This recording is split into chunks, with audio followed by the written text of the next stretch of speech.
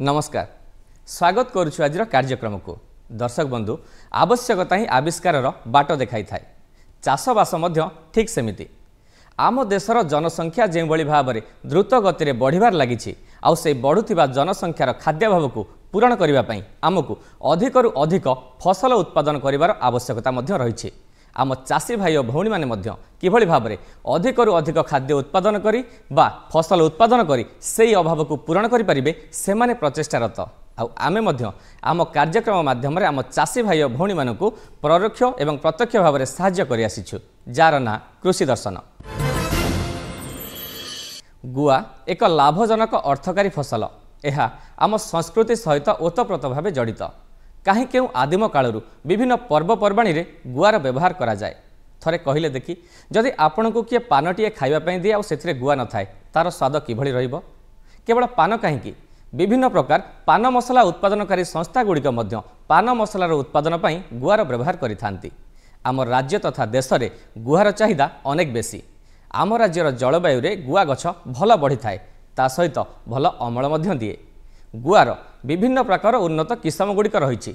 जदि आम चाषी भाई और भौणी मैंने से उन्नत किस्म गुड़ी चयन कर व्यावसायिक भितर गुआ चाष करती तेज विशेष भाव में अधिक उत्पादन करें। तेज आसतु गुआ चाष उपर कार्यक्रमटे देखा।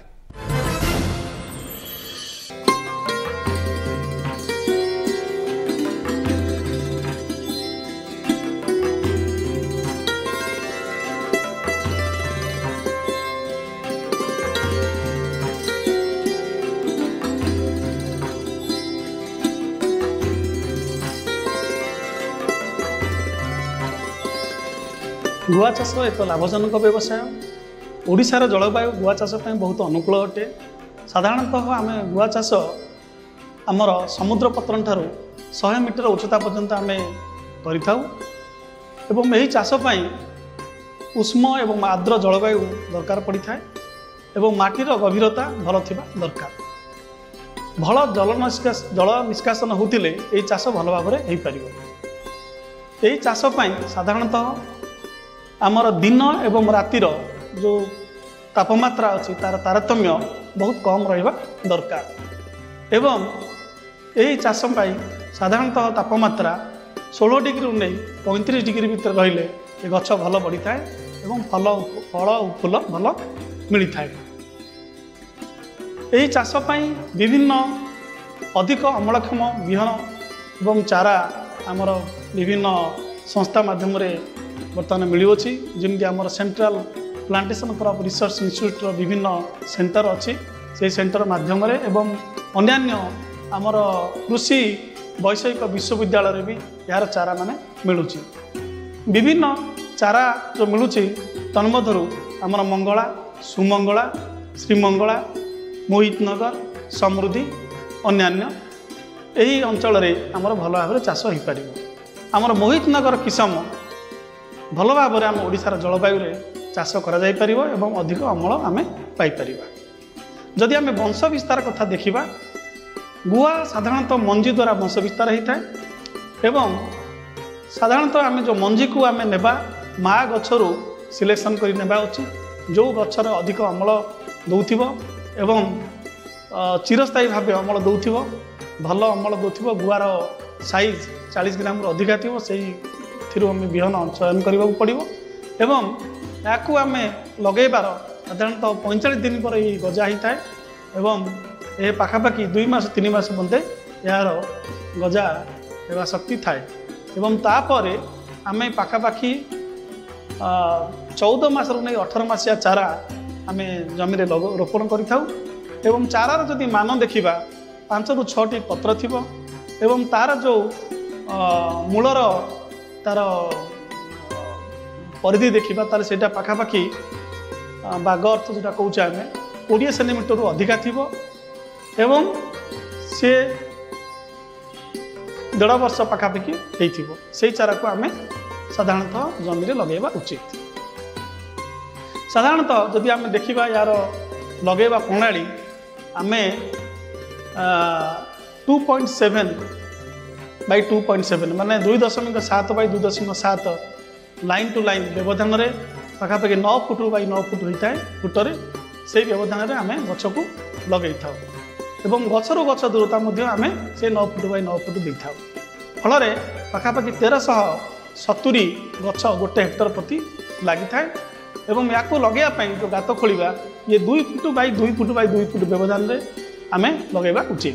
साधारणतः आम गात गुड़िक भल भाव 2 फुट गभीर 2 फुट ओसार एवं 2 फुट लंबा गात मैंने खोलिबा एवं ता भितर तल माटी को ऊपर एवं ऊपर माटी को तल गात भितर भर्ती करी एवं से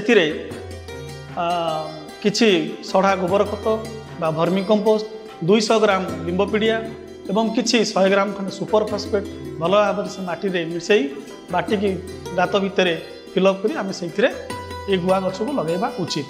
साधारणतः गुआ को आम जब लगेगा मे जून लगेगा किंबा वर्षा सीजन सरी आस लगेगा दरकार।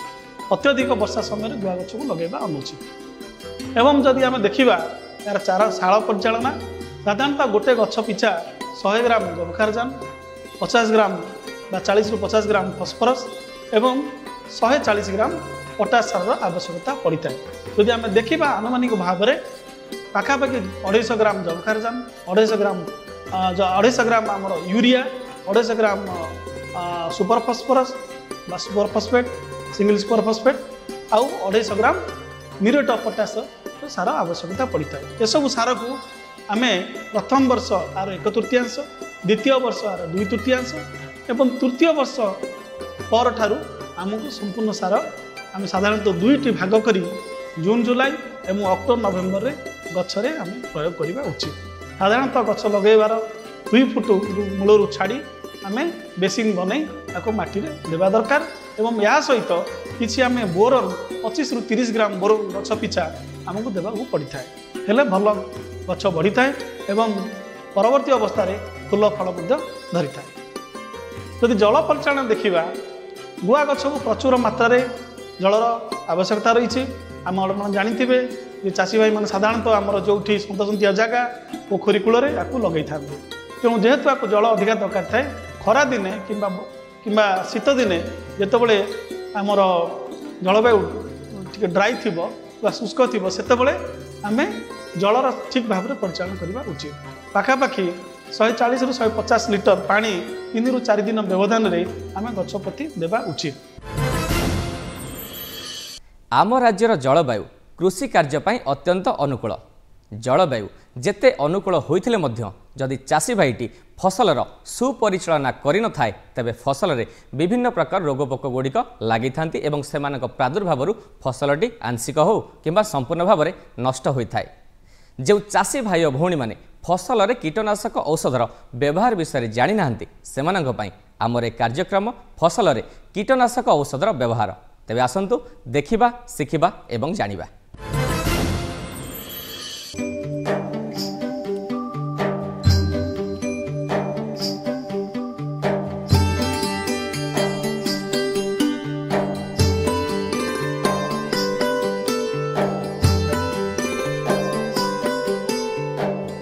एबे तो वर्षा ऋतु आम राज्यर प्राय सबु जिले में सबु स्थान में किछि ना किछि आम चाष करूँ। विशेषकर ये वर्षा दिन में निपाणिया जमी गुड़ाक लोक धान चाष करते। विविध फसल रे विभिन्न प्रकार रोग पोक लगी रही था। विशेषकर जितेबाला आम देशी धान रु अधिक अमलक्षम धान को आसिलु एवं अधिक अमलक्षम धान रु संकर जातीय किस्म को आसिलु विशेषकर उत्पादन अधिका पाइबु बोली आशा करी सेतेबेले अधिका खाद्य सार आवश्यकता पड़िला जहाँकि साधारण गोबर खत व अन्य खत दे पारे ना। फलतः आमको रासायनिक खाद्य सार व रासायनिक सार उपर निर्भर करा पड़ा। आपड़ जदि लक्ष्य करेंगे राज्य एवं राष्ट्र में हरित क्रांति परे विशेषकर आम मानकर कृषि क्षेत्र में अधिक कृत्रिम सार बा रासायनिक सारर प्रयोग आपण मैंने उपलब्धि करेंगे परिलक्षित है। तेज कथा कौन है ना जितेबाला गछ अधिक सबुज है अधिक खाद्य सार नाला सुस्थ सबल ही बढ़ला से समय छनछनिया गछ को अधिक रोग पोक आक्रमण कले। तेणु कृषक बाध्य है रासायनिक कीटनाशक बा जीवनाशकर ସାହାଯ୍ୟ ନେଲା ବିଭିନ୍ନ ପ୍ରକାର ରୋଗ ପୋକ ନିୟନ୍ତ୍ରଣ କରିବା ପାଇଁ। ରୋଗ ପାଇଁ ଆପଣଙ୍କର ଜୀବନାଶକ, ଆମ ଜୀବାଣୁନାଶକ, ଭୂତାଣୁନାଶକ ଏବଂ ଫିମ୍ପିନାଶକ, ସେଇଭଳି ପୋକମାନଙ୍କ ପାଇଁ କୀଟନାଶକ, ସୂତ୍ରଜୀବମାନଙ୍କ ପାଇଁ ସୂତ୍ରଜୀବନାଶକ, ଏଭଳି ଅନେକ ଜୀବନାଶକ ରାସାୟନ ଆମେ ବ୍ୟବହାର କଲେ। ଯାହାଫଳରେ କ'ଣ ହେଲା ନା ପ୍ରଦୂଷଣ ବୃଦ୍ଧି ପାଇଲା। କହିବାର ଅର୍ଥ କ'ଣ ଯେ କୀଟନାଶକ ବା ଜୀବନାଶକ ବ୍ୟବହାର କରିବା ଭୁଲ ନୁହେଁ। ଭୁଲ ହେଉଛି ସଠିକ୍ ଜୀବନାଶକ ଚୟନ କରିବା, ତାକୁ ସଠିକ୍ ମାତ୍ରାରେ ପ୍ରୟୋଗ କରିବା, ସଠିକ୍ ସ୍ଥାନରେ ଏବଂ ସଠିକ୍ ସମୟରେ ପ୍ରୟୋଗ କରିବା। ଛୋଟିଆ କଥା, ବହୁତ ବଡ଼ କଥା ନୁହେଁ। ଆମେ ଅନେକ ସମୟରେ କହୁ ଖରାବେଳେ ପକାଇବା ନାହିଁ କୌଣସି ଜୀବନାଶକ। କାହିଁକି ନା ଅଲ୍ଟ୍ରାଭାয়োଲେଟ୍ ବା ନୀଳ ବାଇଗଣ ରଶ୍ମି ଯେଉଁ ସୂର୍ଯ୍ୟଙ୍କର ଆସୁଛି ସେ କ୍ଷତି କରିଥାଏ ବା ନଷ୍ଟ କରିଥାଏ ବା ବିଘଟନ କରିଦେଇଥାଏ ଯେଉଁ ରସାୟନର। ତେଣୁ ଆମେ ସକାଳେ ପକାଇବା ବା ସଞ୍ଜବେଳେ ପକାଇବା, ସନ୍ଧ୍ୟାବେଳେ ପକାଇବା ପାଇଁ। କାହିଁକି ନା ଆମର ଯେଉଁମାନେ ଉପକାରୀ କୀଟ, ବିଶେଷ କରି ମହୁମାଛିମାନେ ସନ୍ଧ୍ୟାବେଳେ ତାଙ୍କ ଘରକୁ ଫେରି ଯାଇଥାନ୍ତି।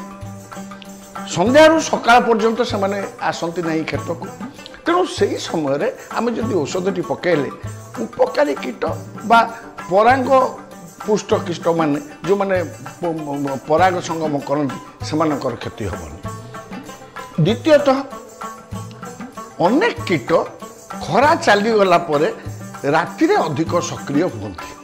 ତେଣୁ ଯେତେବେଳେ ରାତିରେ ଅଧିକ ସକ୍ରିୟ ହେବେ ଏବଂ ଗଛରେ ଖାଇବାକୁ ଆସିବେ, ଆମେ ସନ୍ଧ୍ୟାବେଳେ ସଦ୍ୟ ପକାଇଥିବା ଔଷଧ ସେ ବିଶେଷ ଭାବରେ କାମ ଦେବ। ଇଏ ହେଲା ସମୟ କଥା, ମାତ୍ରା କଥା ମୁଁ କହୁଛି, ଏକଦମ ସାଧାରଣ କଥା। ମୁଁ କୌଣସି ବୈଜ୍ଞାନିକ ତଥ୍ୟ ଆପଣଙ୍କୁ କହିବିନି। ଆମେ ଗୋଟିଏ ଔଷଧ 3 ମିଲିଲିଟର ଧରିନିଅନ୍ତୁ, ମିଡାକ୍ଲୋପିଡ୍ ବୋଲି ମୁଁ ଗୋଟିଏ ଆପଣଙ୍କୁ ଉଦାହରଣ ଦେବି। 3 ମିଲିଲିଟର ଆମର ଧରନ୍ତୁ 10 ଲିଟର ପାଣିରେ ଗୋଳେଇକି ତାକୁ ପକାଇବା କଥା। ଆଉ କିଛି ଜଣ କ'ଣ କରନ୍ତି ନା ବିଭିନ୍ନ ପ୍ରକାର କୀଟନାଶକ ଜୀବନାଶକ ମିଶାଇକି ସିଞ୍ଚନ କରିଦିଅନ୍ତି। ସେଗୁଡ଼ିକ ବୈଜ୍ଞାନିକ ସମ୍ମତ ବା ପରୀକ୍ଷିତ ନୁହଁ। ମୋର କହିବା ଅର୍ଥ ବୈଜ୍ଞାନିକଙ୍କର ମତ ଅନୁସାରେ ବା ଲେବଲ କ୍ଲେମ୍, ଆପଣ ଯେଉଁ ଔଷଧ ଟିଣ କିଣୁଛନ୍ତି ତା ଭିତରେ ଲେଖା ହେଇଛି କେଉଁ ଫସଲ ପାଇଁ କେତେ ମାତ୍ରାରେ ପାଣିରେ ଆପଣ ମିଶାଇବେ, କେତେ ମିଲିଲିଟର ବା କେତେ ଗ୍ରାମ, ଏବଂ କେଉଁ ପୋକ ପାଇଁ ତାକୁ ପ୍ରୟୋଗ କରିବେ ତା ମଧ୍ୟ ତା ଭିତରେ ଲେଖା ହେଇଛି। ତାକୁ ଆମେ ବ୍ୟତିକ୍ରମ କରିବା ଉଚିତ ନୁହଁ। ତାର କାରଣ କ'ଣ ହେଉଛି, ୟା ଫଳରେ ଆଗାମୀ ଦିନମାନଙ୍କରେ ସହଣୀ ହେଇଯାଉଛନ୍ତି ପୋକମାନେ। ଗୋଟେ ଛୋଟିଆ ଉଦାହରଣ ଆପଣଙ୍କୁ ଦେବି। ଧରନ୍ତୁ ଗୋଟେ କ୍ଷେତରେ 100ଟି ପୋକ ଅଛନ୍ତି। ସେ 2 ମିଲିଲିଟର ଔଷଧ ପକାଇଲେ କିଛି ମରିଯାଉଥିଲେ, କିଛି ବଞ୍ଚୁଥିଲେ। କିନ୍ତୁ ଆମେ କ'ଣ କଲେ 3 ମିଲିଲିଟର ବା 4 ମିଲିଲିଟର ବା 6 ମିଲିଲିଟର ମିଶାଇଦେଲେ। 95 ଜାଗାରେ 97% ପୋକ ମରିଗଲେ, କିନ୍ତୁ ଯେଉଁ 3ଟି ପୋକ ବଞ୍ଚିଗଲେ ସେମାନଙ୍କର ଆଗାମୀ ପିଢ଼ି ଆଉ 3 ମିଲିଲିଟର ଔଷଧରେ ମଧ୍ୟ ମରିବେ ନାହିଁ। ତେଣୁ ଆମେ ଯେଉଁ କହୁ ରୋଗମାନେ ବା ପୋକମାନେ ଔଷଧ ସହଣୀ ହେଇଗଲେଣି, ଆମ ଭୁଲରୁ ସେମାନେ ଔଷଧ ସହଣୀ ହୁଅନ୍ତି। ଯଦି ସବ୍ ଲିଥାଲ୍ ଡୋଜ୍ ବା ଅନୁମୋଦିତ ମାତ୍ରା ଠାରୁ କମ୍ ଦେବା ବା ହାଇପର୍ ଲିଥାଲ୍ ଡୋଜ୍ ଯଦି ଅନୁମୋଦିତ ମାତ୍ରା ଠାରୁ ଅଧିକା ଦେବା, ତେବେ ପରିବେଶର କ୍ଷତି ହେବା ସାଙ୍ଗେ ସାଙ୍ଗେ ଆମେ ସହଣୀ କିସମ ବା ଅସହଣୀ ଅବସ୍ଥା ସୃଷ୍ଟି କରିବା। ଏ ଦିଗ ପ୍ରତି ଆମକୁ ଟିକେ ଧ୍ୟାନ ଦେବା ଦରକାର। ଅନେକ ସମୟରେ ଆମେ କିଛି ଷ୍ଟିକର ବା ଅଠାଳିଆ ଜିନିଷ ତା ଦେହରେ ମିଶାଇ ଦେବା ଭଲ। ବଜାରରେ ବିଭିନ୍ନ ପ୍ରକାର ଅଠା ମିଳୁଛି। କାହିଁକି ନା ଅନେକ ସମୟରେ ଆପଣଙ୍କର ପତ୍ରର ପୃଷ୍ଠ ଜଳକୁ ଧାରଣ କରେନି, ଖସେଇ ପକାଏ। ଦେଖନ୍ତୁ ସାରୁ ପତ୍ର, କାକୁଡ଼ି ଫଳ, କଖାରୁ ଫଳ, ହଠାତ୍ ପାଣି ତା ଦେହରୁ ଖସି ପଡ଼ିବ। କିନ୍ତୁ ଯଦି ଆମେ ଅଠା ଟିକେ ମିଶାଇ ଦେଇଥିବା, ଔଷଧ ତାପରେ ଲାଖିକି ରହିଲା, ଫଳତଃ କ'ଣ ହେବ ନା ପୋକ ଯେତେବେଳେ ଆସି ପହଞ୍ଚିବ ସେ କିଛି ମାତ୍ରାରେ ଔଷଧ ଖାଇବାକୁ ପାଇବ। ଆଉ ଗୋଟେ ଜାଗା ହେଉଛି ଉପଯୁକ୍ତ ସ୍ଥାନ। ଧରି ନିଅନ୍ତୁ ମୁଁ ଉଇ ନିୟନ୍ତ୍ରଣ ପାଇଁ ଔଷଧ ପକାଉଛି। ଉଇର ରହିବା ଜାଗା ହେଉଛି ମାଟି ତଳେ। ତେଣୁ ସଏଲ୍ ଡ୍ରେଞ୍ଚିଂ ବା ମାଟି ଭେଦା କରିବାଟା ହେଉଛି ବେଶୀ ଜରୁରୀ। ଅନୁମୋଦିତ ହାରରେ ଅନୁମୋଦିତ କୀଟନାଶକ। ଯେଉଁ ଗଛରେ ପତ୍ରର ପୋକ ଖାଉଛନ୍ତି ସେଠି ପତ୍ର ସିଞ୍ଚନ କରିବା ଦରକାର। ଏବଂ ଆମେ ଆଗାମୀ ଦିନରେ ଚେଷ୍ଟା କରିବା ଯେ କେମିତି ବିଷାକ୍ତ ଔଷଧରୁ ମୁକ୍ତି ପାଇବା, ଜୈବିକ ପଦ୍ଧତି ଅପଣାଇବା। ଆମର ଯେମିତି ନିମାସ୍ତ୍ର, ବ୍ରହ୍ମାସ୍ତ୍ର, ଆଗ୍ନେୟାସ୍ତ୍ର ଏଭଳି ଆସ୍ତେ ଆସ୍ତେ ଆସିଗଲାଣି ଜୈବ ଉପାୟ। ଏତଦ୍ ବ୍ୟତୀତ ଫେରୋମୋନ୍ ଆପଣଙ୍କ ପାଖରେ ଅଛି। लाइट ट्रैप अच्छी पठाड़िया जंत्र अच्छी जो चाषी भाई और भौणी माने कृषि कार्य करुछंती सेमानक पई आमर एक विशेष कार्यक्रम रही थाए कृषि खबर जो आम चाषी भाई और भौणी माने उन्नत कृषि पद्धति वैज्ञानिक पद्धति सहित उन्नत कृषि जंत्रपातिर व्यवहार सठिक एवं सरल भाव में सेमानंकु बुझाई दिया जाय थाए। तेबे आसंतु जानिबा कोन रहिছে सप्ताहर कृषि खबर। ड्रागन फल खाइबा खूब स्वादिष्ट एवं उपकारी मध्य। एही फल मध्यरे किवी परी मंजी बिहन रही थाए। एही फल रे जाम जेली आइसक्रीम जूस प्रस्तुत होई थाए। ड्रागन फल खाई आपण डायबिटीज एवं कोलेस्ट्रॉल मध्य नियंत्रण करि परिबे। यह एक अत्यंत लाभदायक फल जार चाहिदा वर्तमान भारत में बहु परिमाण रे वृद्धि पाउछि। एक स्वतंत्र जलवायु रे यह चाष होइथाए। ड्रागन फल बिहन प्रणाली खूब जत्नर सहित रोपण करा जाइथाए किंतु बिहन माध्यम रे उद्भिद प्रतिरोपण परे अमल पई 2 वर्ष समय नै थाए। तेणु आपण जे कोनोसी सरकारी पंजीकृत नर्सरी उद्भिद किनि परिबे।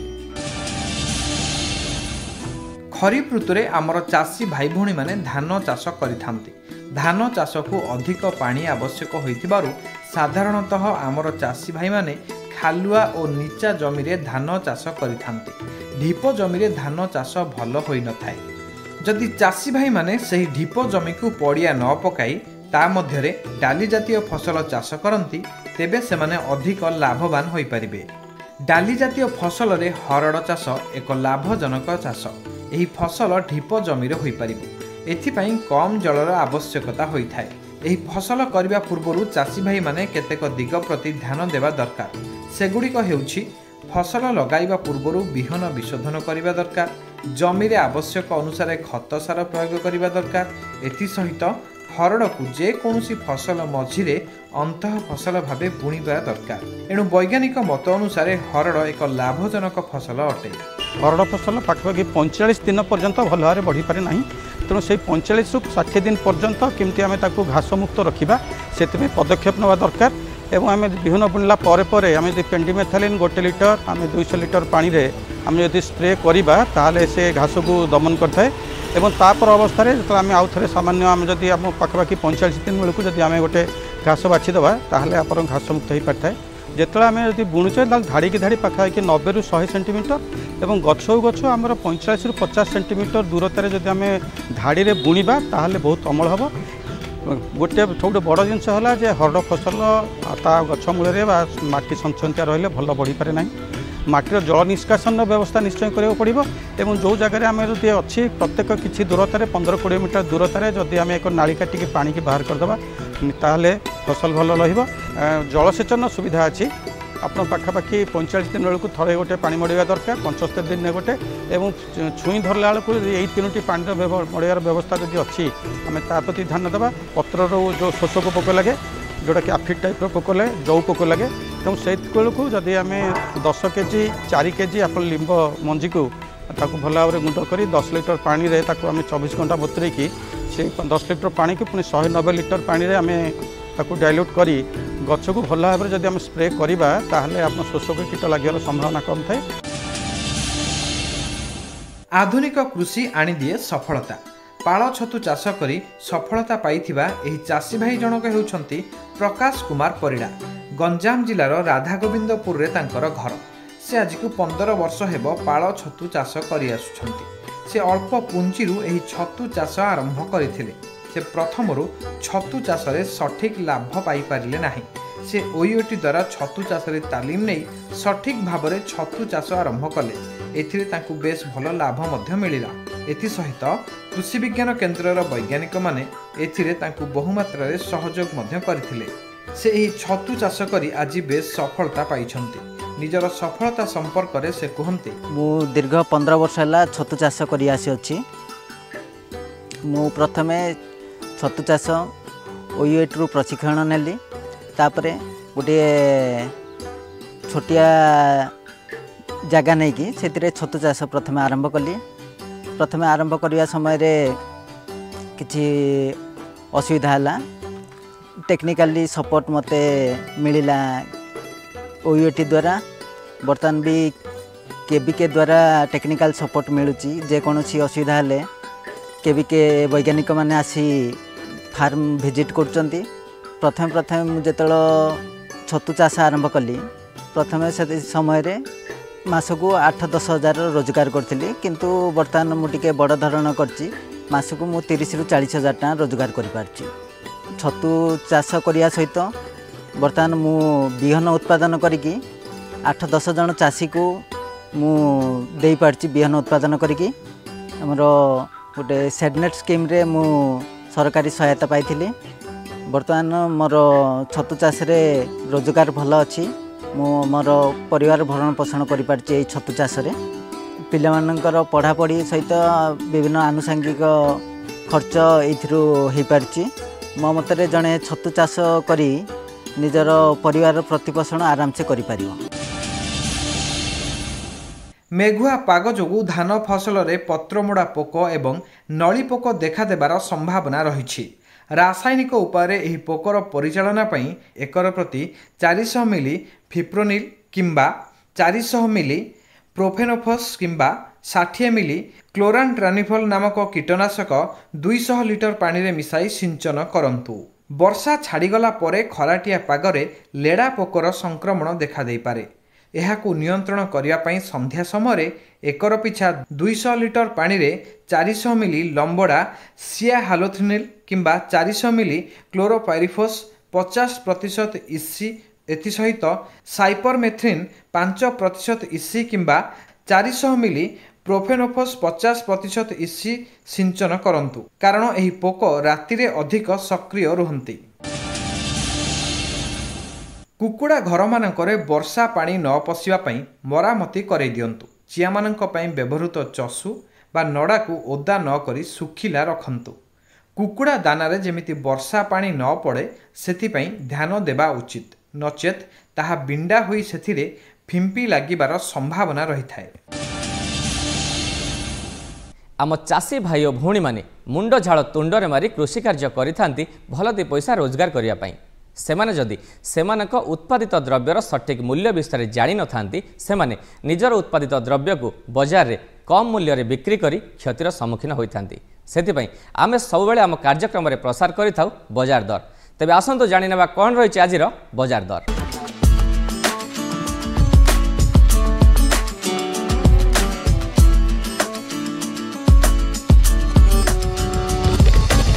कखारुर बजार दर क्विंटाल प्रति मुखीगुड़े सर्वनिम्न 2000 टंकारु सर्वाधिक 2300 टंका, केन्द्रापड़ा सर्वनिम्न 2500 टंकारु सर्वाधिक 3000 टंका, सर्गीपाली सर्वनिम्न 1000 टंकारु सर्वाधिक 1500 टंका, हिंदोल सर्वनिम्न 1200 टंकारु सर्वाधिक 1400 टंका रही।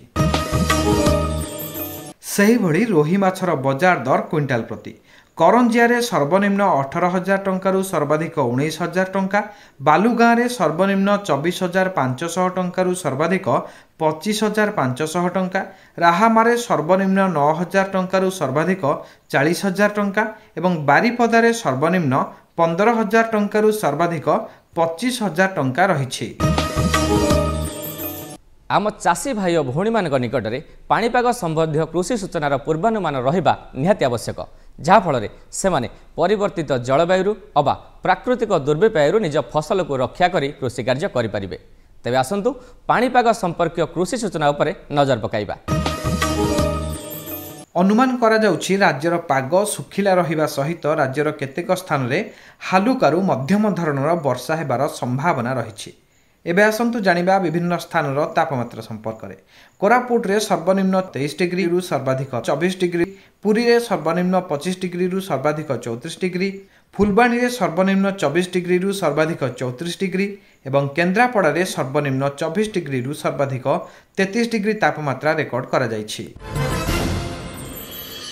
तेज दर्शक बंधु आज कार्यक्रम में आम गुआ चाष सहित फसल में किभली भाव में कीटनाशक औषधर सठिक व्यवहार करा जाय परिबो से विषय जानिले। आशा करुछु आज कार्यक्रमटी आपण मानकु भल लागिथिबो। ता सहित सबुथर परि आमे मध्य ए सप्ताह रे फोन इन कार्यक्रम रखिछु एवं ए सप्ताह फोन इन विषय वस्तु रखिछु जैविक चाष मिशन। ए विषय अधिक जानिया पई आपण हमकु फोन करंतु। हमकु फोन करिवार नंबरटी हैला 0674 2300 139। दर्शक बंधु आशा करुछु आज कार्यक्रमटी आपण मानकु भल लागिथिबो। आज कार्यक्रम किभली लागिला आमको पत्र द्वारा जणांतु। आम ठिकाना कृषि दर्शन दूरदर्शन केन्द्र भुवनेश्वर पोस्ट सैनिक स्कूल पिन 751005 आम इमेल आईडी kdbbsr@hotmail.com। तेज दर्शक बंधु आशा करुँ आज कार्यक्रम तो निश्चित भाव में आपको भल लगी आज तो समय होती पुणी देखा आगामी अध्याय से पर्यंत विदाय दिंतु नमस्कार।